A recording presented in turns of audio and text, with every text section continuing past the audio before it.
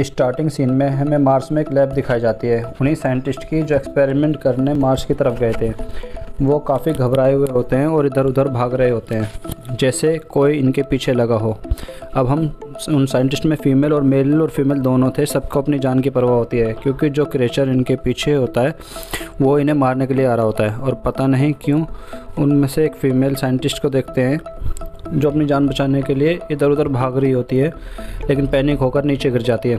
और जब वो खुद को स्टेबल करने के बाद दोबारा भागती है और एक गेट से होते हुए दूसरी तरफ जाने लगती है, तो उससे पहले ही एक डॉक्टर उस जगह पर जाकर वहाँ का दरवाज़ा बंद कर देते हैं, जिससे उस बेचारे साइंटिस्ट का तो उस दरवाजे के अंदर फंस जाता है और कट के वहीं गिर जाता है। अब वो डॉक्टर सबसे कांटेक्ट करने की कोशिश करता है कि सब मुश्किल में और हमें मदद भेजी जाए। ये डॉक्टर साइंटिस्ट की एक टीम को लीड किया करते थे और अगर इनको कुछ हो जाता तो क्वेश्चनिंग इनसे ही होनी थी, लेकिन इतनी ही देर में वो क्रिएचर उस दरवाजे को तोड़ देता है। यहीं पर स्क्रीन ब्लैक हो जाती है। कुछ पता नहीं क्या होता है। वो क्रिएचर डॉक्टर को मारता है, छोड़ देता है, क्या होता है कुछ पता नहीं होता। अगले सीन में हम देखते हैं कि सार्ज बैठा होता है। दूसरी तरफ उसे बताया जाता है कि कोड रेड है, यानी खतरे का लेवल बहुत ज़्यादा है, और सार्ज से कहा जाता है कि वो अपनी टीम का ख्याल रखे। अब सार्ज बाहर जाता है और देखता है कि उसकी टीम कोई फ़र्क नहीं पड़ रहा और वो आराम से फ़न कर रहे होते हैं। सर्ज उन्हें डांटता है और बताता है कि मसला सीरियस है और ये कोड रेड है और तुम्हें सीरियस होना पड़ेगा। अब सर्ज उन सबसे कहता है कि हमें रेडी हो जाओ, हमें अपने मिशन पे जाना है, और वो उसे कुछ कहने लगते हैं। एक उनमें से ऐसा होता है जो सार्ज की बात मान लेता है और सार्ज उसका दोस्त बन जाता है। अब वो सब अपने हेलीकॉप्टर में जगह पर जाने लगते हैं। सार्ज उस आदमी से पूछता है कि तुम्हें कितने साल हो गए हैं कि तुम अपनी फैमिली से नहीं मिले। वो कहता है कि पूरे 10 साल हो चुके हैं, मैंने अपनी बहन की शक्ल तक नहीं देखी है। कुछ ही देर में वो हेलीकॉप्टर से उतरकर एक बिल्डिंग में पहुंच जाते हैं और एक एलिवेटर को इस्तेमाल करते हुए नीचे तक आ जाते हैं, जहां उन्हें एक इंसान मिलता है जो उन्हें एक ऐसे रूम में लेकर जाता है जहां कोई मशीन थी और वो उन्हें उस जगह पर टेलीपोर्ट कर सकती थी जहां इनकी ज़रूरत है, तो ताकि ये लोग उस क्रिएचर को मार सकें और उस पर अपनी रिसर्च करके मिशन कंप्लीट कर सकें। ये लोग आहिस्ता आहिस्ता वहाँ पर टेलीपोर्ट होते जाते हैं और एक एक करके वहाँ पर जाने लगते हैं, और वहाँ पहुंचकर सबको उल्टी हो जाती है और एक आदमी मिलता है जिसका आधा जिस्म कहीं और टेलीपोर्ट हुआ होता है और एक आधा यहीं पर था। अब वो आदमी उन्हें उस जगह के बारे में बताने लगता है। सार्ज अपनी टीम से कहता है कि तुम अपने कैमराज रेडी रखना जो कि तुम्हारी गन्स के अंदर हैं।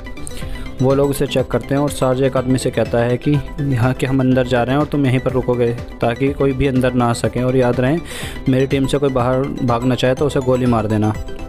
सब अंदर चले जाते हैं और अंदर जाते ही उन्हें एक लड़की समंथा मिलती है जो उनकी कंट्री से लैब का डाटा देखने आई होती है। सर्ज अब जिस आदमी के साथ दोस्ती हुई थी उसका नाम जॉन होता है। वो सर्ज से पूछता है कि समंथा एक लड़की है, क्या ये भी हमारे साथ एक मिशन पे जाएगी? तो सर्ज कहता है हाँ, इसकी वहाँ पर बहुत ज़रूरत है, हम लोगों को साथ मिलकर वहाँ जाना होगा। वो वहाँ जाने लगते हैं जहाँ पर क्रिएचर ने अटैक किया होता है। अंदर जाते हो वो वहाँ से पूछता है कि तुम्हें समंथा कितनी क्यों फिक्र हो रही है, तुम उसे देखकर खुश क्यों हो रहे थे? तो जॉन उसे बताता है क्योंकि वो मेरी बहन है। और जॉन इसलिए खुश हो रहा था क्योंकि वो 10 साल बाद अपनी बहन से मिला था और 10 साल के बाद ही उसे देखा था। अब वो सब लोग एक रूम में जाते हैं जहाँ सर्च सबको अपनी ड्यूटी बताता है कि तुम लोगों को क्या क्या करना होता है। सबको अच्छे से समझ आ जाता है। वो इससे पहले इस जगह को अच्छे से देखना था, तभी यहाँ पर किसी चीज़ पर कोई साइन तो नहीं बचा, जैसे कुछ क्रिएचर का कोई भी निशान नहीं बचा था। लेकिन वहाँ भी फिर भी इन्हें बहुत मुश्किल हो रही होती है क्योंकि वहाँ पे काफ़ी डार्क होता है और सुनसान होती है और अंधेरा होता है। वहाँ इन्हें कुछ नहीं दिखाई दे रहा होता है और तभी सब अपने अपनी गन की टॉर्च यूज़ करते हैं। वहाँ पे जाते हैं जहाँ पे बहुत सारे एनिमीज़ कैद होते हैं और वो बहुत सारे चिल्ला रहे होते हैं। वो यहाँ से शायद आज़ाद होना चाह रहे थे और बाकी लोगों को भी वहाँ पर काफ़ी क्रिएटिविटी मिलती है, जहाँ पर कुछ कपड़े जिन पे खून लगा हुआ होता है। दूसरी तरफ हम समंथा को देखते हैं और उसका भाई भी होता है जो इसे एक लैब में एक डाटा कॉपी कर रहे होते हैं, और बाकी साथी भी एक ऐसी जगह पर पहुंचते हैं जहां पर काफ़ी कुछ अजीब हो रहा था और उसके फ़ोन से करंट आ रहा था। ऐसा लग रहा था किसी चीज़ को प्रोटेक्ट करने के लिए इलेक्ट्रिसिटी लगाई गई है। दूसरी तरफ सार्ज का साथी एक ऐसे रूम में पहुंचते हैं जहां पर उन्हें पता चलता है कि समंथा और उसके भाई के जो पेरेंट्स थे वो आर्कियोलॉजिस्ट थे जो किसी मिशन में मारे गए थे और उनके बच्चे अलग हो गए थे। समंथा ने यहाँ पे आना चूज़ किया जबकि उसका भाई वहाँ पर जाना चूज़ किया। वहाँ पर काफ़ी वेपन दिखाई दे रहे थे। सर्ज उनमें से एक वेपन लेने लगता है लेकिन उससे नहीं ले जाता। क्योंकि वो वहाँ से कोड मांग रहा होता है और सर्च की ऑथेंटिकेशन डिनाई कर देता है। फिर समंथा अपने भाई से बात कर रही होती है और वो एक इसे कैलेंडर दिखाती है कि ये एक बहुत टैलेंटेड लड़की हुआ करती थी, इसे कोई भी चोट लगती है फ़ौरन उसे ठीक कर सकती थी, लेकिन इसकी डेथ बहुत ही मिस्टीरियस हुई थी कि आज तक समझ नहीं आई कि इसे मारने वाला कौन है और कैसे मरी। दूसरी तरफ सार्ज के साथ ही अंदर जा रहे होते हैं, उस तरफ टॉर्च करते हैं तो वही डॉक्टर होता है जो कि जख्मी हालत में कोने में बैठा होता है और उस फीमेल साइंटिस्ट का हाथ पकड़ के बैठा होता है। वो काफ़ी डरा हुआ होता है और उसके कपड़े खून से लथपथ हुए होते हैं। तो वो सबको सब खबर करते हैं कि बाकी लोग वहाँ आ जाते हैं, जिन्हें देखकर डॉक्टर काफ़ी घबरा जाता है और पैनिक होकर अपना कान अपनी बॉडी से अलग करता है। समंथा आकर उन्हें बैंडेज करती है और डॉक्टर समंथा को बताते हैं वो क्रिएचर बहुत डेंजर है और तुम लोगों को उससे बचना होगा। दूसरी तरफ समंथा का भाई अपने साथी के साथ उसे ढूंढने जाता है, जहाँ पर काफ़ी सारे एनिमीज़ थे और उनका खून और मांस के टुकड़े लटके होते हैं। वहाँ पर कुछ नहीं है। एक साइंटिस्ट वहाँ पे एनिमल को खाता हुआ मिलता है। ये बड़ा ही अजीब लगता है, लेकिन साइंटिस्ट को देखकर उसे बहुत गुस्सा आ जाता है कि उन्हें डिस्टर्ब क्यों किया गया। वो एक चाकू लेकर उन पर हमला कर देता है, लेकिन उससे पहले ही वो उसे शूट कर देते हैं और वो वहाँ पर गिर जाता है। ये लोग उसके पास जाकर उसका नाम देखते हैं और तभी समंथा के भाई को एक क्रिएचर दिखता है और दोनों मिलकर उस पर शूट करने लगते हैं, लेकिन वो वहाँ से निकल जाता है। इस बात की खबर वो अपने बाकी टीममेट को भी देते हैं। इधर समंथा डॉक्टर का ब्लड सैंपल ले रही होती है, वो ब्लड सैंपल लेती है। उसे देख के पता लग जाता है कि डॉक्टर की बॉडी में कोई ना कोई चेंजेस आई होती है, क्योंकि उसका ब्लड काफ़ी अजीब होता है। समंथा का ध्यान अपने भाई की बातों की तरफ जाता है कि यहाँ पे कोई क्रिएचर है, और दूसरी तरफ पलट के देखती है तो वहाँ से डॉक्टर गायब हो चुका होता है। दूसरी तरफ समंथा का भाई और उसका टीममेट उस तरफ जाते हैं जिधर वो क्रिएचर गया था। वो एक सीवेज लाइन थी और वहाँ पर जाते ही सबकी टॉर्च ऑफ हो जाती है, काफ़ी अंधेरा हो जाता है। तभी वहाँ पर उन लोगों को किसी चीज़ की आंखें दिखाई देती हैं। ये वही क्रिएचर होता है जो कि फ़ौरन से समंथा के भाई के साथी पर अटैक कर देता है।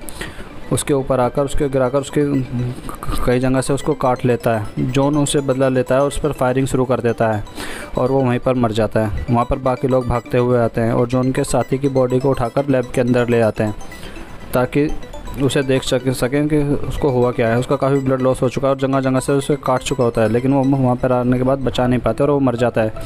उसका फेस काफ़ी अजीब हो जाता है और बॉडी भी अजीब से कलर में बदल चुकी होती है। सर्च को गुस्सा आ जाते हैं, तुम जानते भी हो कि यहाँ क्या हो रहा है। समंथा से कहता है कि तुम जानते भी हो यहाँ क्या हो रहा है और तुम जब से यहाँ क्या कर रही थी। वो कहता है कि सारा गेट बंद कर दिया जाए, यहाँ से कोई ना बाहर जा पाए और ना ही कोई अंदर आ पाए, ताकि ये लोग अपना काम फोकस से कर सकें। तभी हम देखते हैं कि लैब की लाइट चली जाती है और समंथा लैब से होते हुए निकल रही होती है और उससे एक आदमी पूछता है कि लाइट को क्या हुआ। तभी एक डॉग अचानक से उन पर भौंकने लगता है और वो उन पर अटैक कर देता है लेकिन वो क्रिएचर तभी वहाँ एक क्रिएचर आ जाता है और उसके आदमी के कंधे पर हाथ मारता है और वो उसे घेर देता है। तभी वो पीछे हटकर उस पर फायरिंग शुरू कर देता है और भागकर लैब में आ जाता है। समंथा चीख रही होती है कि अंदर आ जाओ। वो क्रिएचर भी पीछे पीछे आ जाता है और तभी वो रूम बंद हो जाता है और क्रिएचर उसी में कैद हो जाता है। और सार्ज और जॉन को देखते हैं जहाँ पर खुदाई हो रही होती है। तो समंथा का भाई सार्ज को बताता है क्योंकि मेरी बहन आर्कियोलॉजिस्ट है और वो अभी यहीं काम कर रही थी। जब यहाँ पर गिर कर मौत हुई तो वो पेरेंट्स भी यहीं पर थे। तभी हम उस आदमी को देखते हैं जिसकी ड्यूटी सार्ज ने लगाई थी। उस क्रिएचर ने उस आदमी का भी गला काट दिया होता है और उसका सर दूर जाकर गिरता है और वो बेचारा मर जाता है। और सर इतनी दूर जाकर गिरता है कि बॉडी से शायद 20 फुट की दूरी पर। तभी दूसरा से निकालकर वहाँ पर उस पर फायरिंग करने लगता है और सार्ज चिल्ला पड़ता है कि हमें और ध्यान से रहना पड़ेगा, सबको अपना ख्याल रखना पड़ेगा। सार्ज कहता है कि मैं कुछ और वेपन लेकर आता हूँ, तब तक तुम्हें उनका ध्यान रखना होगा ताकि वो क्रिएचर किसी और पर अटैक न कर दे। लैब में हम समंथा को देखते हैं कि एक इंजर्ड आदमी की बॉडी को इंस्पेक्शन कर रही होती है कि कैसे मरा है। तभी वो आदमी ज़िंदा हो जाता है, जो वो उनका वही साथी था जिसको क्रिएचर ने मारा था। समंथा उसके साथी से कहते हैं कि मुझे मार डालो, कि मैं जानता हूँ कि मैं जल्दी उस क्रिएचर में बदल जाऊँगा। लेकिन समंथा और वो दूसरा आदमी उसे ऐसा नहीं कर पाते और वो आदमी शीशे पे अपना सर मार कर खुद की जान ले लेता है। अब सार्ज उस रूम में पहुँच जाता है जहाँ पर उसे वेपन्स लेने थे। अब वो उस मशीन को हैक कर एक वेपन ले लेता है। दूसरी तरफ हम देखते हैं कि सार्ज का एक साथी जो अंदर छोड़ के गए थे वहाँ पर क्रिएचर आ जाता है, लेकिन उन्हें नहीं मिल पाता और पीछे से उसका साथी भी अकेला रह जाता है, जिस पर क्रीचर एकदम से अचानक अटैक कर देता है। वो क्रीचर उसके कंधे पर हाथ रखकर उसे अपनी तरफ खींच लेता है। उसके लंबे लंबे दांत उसे ऐसे काटते हैं और काफ़ी हद तक उसका मांस नोच लेते हैं और उसे बार बार दीवार पर उठाकर पटकना शुरू कर देते हैं और उसे फेंक देता है, जहाँ पर बहुत गहराई होती है और वो वहाँ पर गिरकर शायद मर जाता है। तभी दूसरा सार्जेंट उस पर आकर वार करता है और कंप्यूटर उठाकर क्रेचर के सर पर फेंकता है और क्रेचर जख्मी हो जाता है। क्रेचर को गुस्सा आ जाता है और आदमी को उठाकर दूसरी वाली दीवारों पर मारता है जिसमें करंट दौड़ रहा होता है और वो अपने चाकू से उस पर हमला कर देता है और वो क्रेचर पे फिर से वार करने लगता है और सारी पावर इकट्ठी करके क्रेचर को उस दीवार से लगा देता है जिस पर काफ़ी करंट हो रहा था। लेकिन क्रेचर फिर भी नहीं मरता।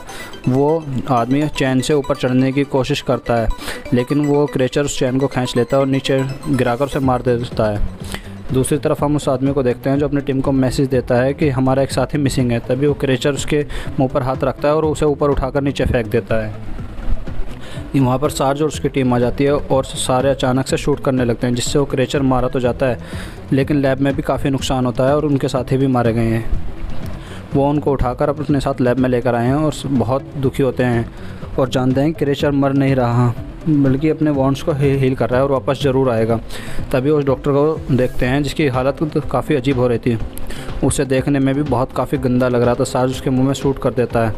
सार्ज अपने साथियों को कहता है कि पता लगाओ ये साइंटिस्ट जो थे वो क्या मर चुके हैं या कोई नहीं मिलते हैं तो मुझे उसके बारे में बताओ। और वो सब उन्हें देखने चले जाते हैं और आकर बता दें कि वो सब साइंटिस्ट मर चुके हैं। तब सार्ज समंथा से पूछता है कि तुम यहाँ पर क्या करती आ रही हो?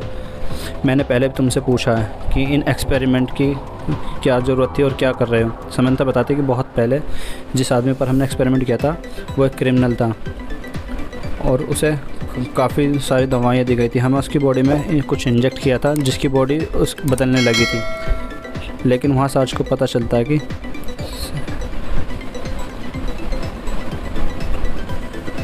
अचानक से समंथा की बात काटकर वहाँ पर कुछ भगदड़ मच जाती है और उन्हें पता चलता है कि क्रेचर अंदर आ चुका होता है। जो उन्होंने सेफ़ सुरंग बना रखा था वो जगह भी अब सेफ़ नहीं रही थी।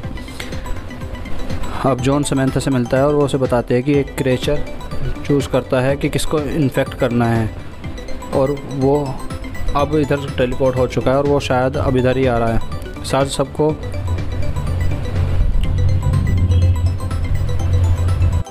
सबको ऑर्डर देता है कि तुम्हें कोई भी इंसान दिखे जो इन्फेक्टेड है तो उसे फ़ौरन से शूट कर देना। फ़ौरन से मतलब फ़ौरन। और हमें अब अर्थ की तरफ जाना होगा। अब सार्जन उसके साथ जाना होता है जो टेलीपोर्ट होकर वापस आ जाते हैं। ये लोग वहीं पर आते हैं जहाँ पर क्रेचर आता है। वहाँ पर काफ़ी लोग होते हैं और उन्हें वो अचानक से शूट करने लगते हैं। तो जॉन उससे कहता है कि हम ऐसे बिना देखे शूट नहीं कर सकते, जिनमें से कुछ ऐसे लोग होंगे कि जो इन्फेक्टेड नहीं होंगे। लेकिन सार्ज कहता है कि हमने किसी एक पर भी रहम कर दिया तो हो सकता है वो इन्फेक्टेड हो और वो हमारे लिए काफ़ी परेशानी पैदा कर सकता है। एक आदमी जो सर्च का टीम मेंबर होता है और वो उसके पास आकर कहता है कि मुझे कमरे में 20 लोग मिलेंगे, उनका क्या करना है, क्या उनको शूट करना अच्छी बात होगी? तो सर्च बहुत गुस्से में हो जाता है और उसके हेड पर शूट कर देता है, ये कहते हुए कि जब मैंने तुम्हें कहा था कि जो भी दिखे उससे शूट कर देना और तुमने नहीं करा। और ये कहता है कि तुम लोग भी सुन लो, अगर जिसने मेरी बात नहीं सुनी मैं उन सबको इसी तरह मार डालूंगा। इतने में वो क्रेचर दोबारा वापस आ जाता है और एक के ऊपर हाथ रखकर उसको उठा लेता है और उसे काफ़ी हिट करने लगता है, जिससे उसकी हड्डियाँ टूट जाती हैं और वो वहीं पर दम तोड़ देता है। वो क्रेचर बड़े अजीब तरीके से लोगों को उठाता है और मारने लगता है। अब सर्च सबको ऑर्डर देता है कि फ़ौरन उस क्रेचर का पीछा करो और जो भी इन्फेक्टेड इंसान दिखे उसे बिना सोचे समझे शूट कर देना। बस ऐसा ही करना। और सब ऐसा ही करने लगते हैं। जो लोग दिखते हैं सबको शूट करना शुरू कर देते हैं। जो उनका एक और साथी होता है उनको नीचे से कोई चीज़ खींच लेती है और वो मर जाता है। अब सार्ज भी हैरान हो जाता है और उस जगह खड़ा होता है, तभी कोई उसकी टांग पकड़कर खींच लेता है। लेकिन सार्ज अपनी बॉडी को वापस खींचता है और खुद को स्टेबल करने की कोशिश करता है। इसी दौरान जॉन के पेट में एक गोली लग जाती है और उनके सभी इंसान रैंडमली शूट कर रहे थे और वो वहाँ से भाग रहे थे। जॉन समंथा का हाथ पकड़कर भी भागने लगता है क्योंकि उसे अपने भाई से बहुत प्यार होता है और वो उन दोनों को ऐसे नहीं छोड़ना चाहते। समंथा अपने भाई के पास जाती है और इंजेक्शन देती हैं और वो उसे कहते हैं कि मेरे भाई परेशान मत हो, मैं यहीं हूँ और तुम्हें कुछ नहीं होने दूँगी। लेकिन उसका भाई कहता है कि नहीं, मैं जानता हूँ कोई भी चीज़ अब मुझे इन्फेक्टेड होने से नहीं रोक सकती। वो अपनी बहन को अपनी गन देते हुए कहता है कि ये लो, अगर मैं वाकई इन्फेक्टेड हो जाऊँ और तुम्हें ये लगे कि मैं कुछ लोगों को मार सकता हूँ तो बिना सोचे समझे मुझे गोली मार देना, क्योंकि मैं नहीं चाहता कि तुम अपने भाई को देखते हुए पूरी दुनिया को ख़तरे में डाल दो। और जॉन बेहोश हो जाता है और अगले सीन में हम देखते हैं कि उसकी आँख खुलती है तो अपना फेस शीशे में देखती है और वो अपना शीशे में चेहरा देखकर कहता है कि उसके ज़ख्म सारे भर चुके हैं और जॉन में काफ़ी पावर आ चुकी होती है। वो कहता है कि मेरी बहन ने मेरे लिए काफ़ी सेक्रीफाइस किया और वो कहता है कि अब जो भी क्रेचर आएगा मैं उसको नहीं छोड़ूंगा। और वो एक बड़ी सी गन उठाता है और बिना सोचे समझे सब इन्फेक्टेड लोगों को शूट करने लगता है। और एक क्रेचर उसको दिखता है और काफ़ी ज़्यादा अजीब लोग दिखते हैं। जॉन जब थोड़ा आगे जाता है कि देखता है कि उसकी बहन ज़मीन पर बेहोश पड़ी हुई है। उसके पास जाकर उसे उठाने की कोशिश करता है, तभी वहाँ पर सार्ज आ जाता है। जॉन उसे नोट करता है कि उसके जख्म गर्दन पर कांटे का निशान है। जॉन अपनी बहन को प्यार करता हुआ कहता है कि तुम यहाँ से जाओ, मुझे बहुत ज़रूरी काम करना होता है। सार्ज उसकी तरफ अजीब तरीके से देखता है और पूछता है तो अच्छा तुम मुझे भी ख़त्म करोगे? तो जॉन कहता है बिल्कुल, ये आप ही का ऑर्डर था। सर्ज कहता है कि हरगिज़ नहीं। वो उसकी तरफ लेज़र से शूट करने लगता है तो जॉन वहाँ से हट जाता है। सर्ज जॉन से कहता है कि मैं तुम्हें एक ही वॉर में ख़त्म कर दूँगा, लेकिन वो ऐसा नहीं कर पाता। अब दोनों छुप छुप कर एक दूसरे पर वॉर कर रहे होते हैं ताकि अपनी जान भी बचा सकें और एक दूसरे को मार भी सकें। ये लोग काफ़ी देर तक एक दूसरे को ऐसे ढूंढते रहते हैं। तभी जॉन को फील होता है कि ये सार्ज वहीं से भाग रहा है और उसने अपनी गन को रेडी रखा होता है और एक वार कर देता है। तभी सार्ज एकदम सामने आता है। तुम में इतनी ही हिम्मत है तो वेपन के बगैर लड़कियाँ दिखाओ।